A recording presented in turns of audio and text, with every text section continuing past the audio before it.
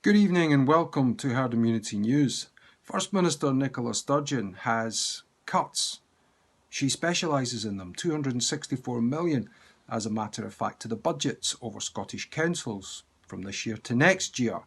She's also presiding over a GDP at -7%, has the worst deficit in Europe. But today she came under fire from the fire service for cuts to doors in schools.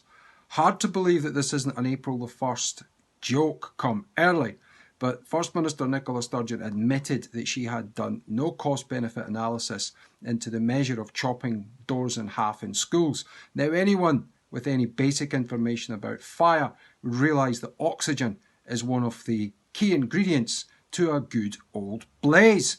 Nicola Sturgeon is the Scottish fire starter, twisted fire starter, as she went on another addiction to flawed logic, flawed science, and incapable modelling. This is the woman, of course, who presided over the largest number of drug deaths in Scotland, the largest number of nursing home deaths pro rata. It's clear to all who care to look that she is completely incapable of dealing with people's safety in a calm and rational manner. She came under attack today from Conservative leader Ross. Douglas Ross came out and said that the bonkers SNP plans to improve ventilation in Scotland's classrooms by cutting hundreds of doors in half have not been approved by the fire service.